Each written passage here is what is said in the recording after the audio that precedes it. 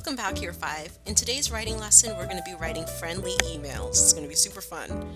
So, we have two learning intentions. Our first is to properly structure a friendly email, and our second is just to follow basic writing conventions. All that means is that you remember to capitalize, use punctuation marks, the usual.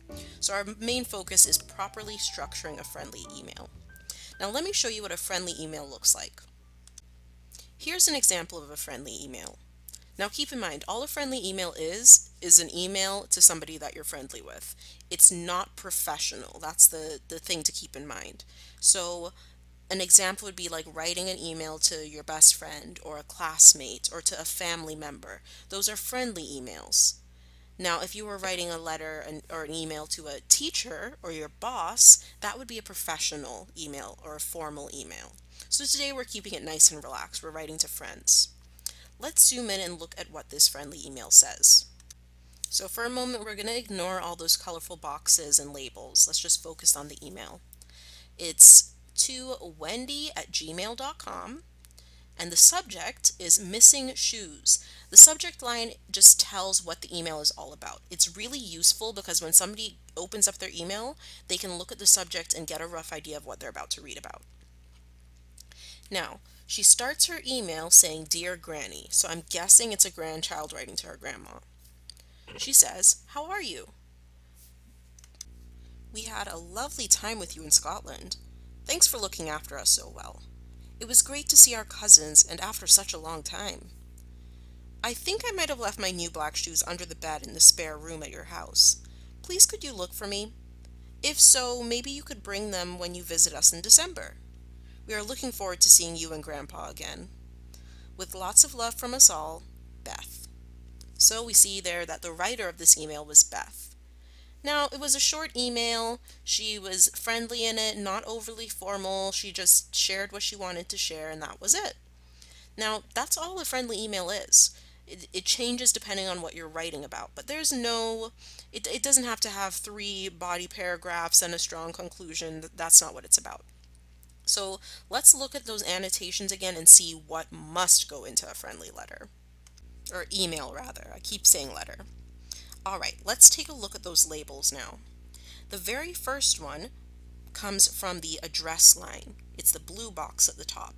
It says, "Type in the correct email address, otherwise the mail will go to the wrong person." So that's pretty straightforward, and I'm pretty sure all of you have done that before. The next one, the purple box, is a bit more important. It's the subject line.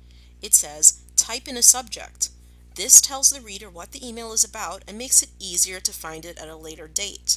Now, I can tell you firsthand, sometimes I get 25 emails in a day, and then I need to go back and look at one. The best way for me to search for it is to go by the subject line rather than by whoever sent it. It just makes life a lot easier. So always put in a good subject.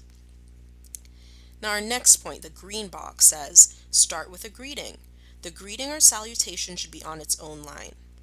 We've done this before when we were doing letter writing. I'm not going to explain it any further. You should know already. After that, we've got a lighter purple box that says, "Leave a space between the greeting and first line and between each paragraph."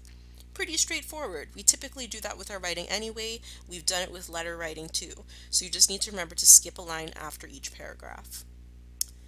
Next, in orange, it says, "All paragraphs should start against the margin line."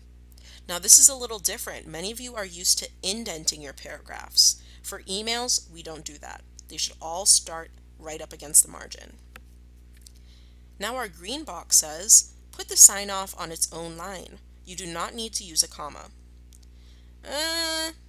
I'm a little iffy on this one. I prefer to use a comma, but there's no hard rule about it. So you can use a comma if you want, or if you don't want, you can leave it off. But you have that close off line just like you would in a letter, and we've done letters in the past.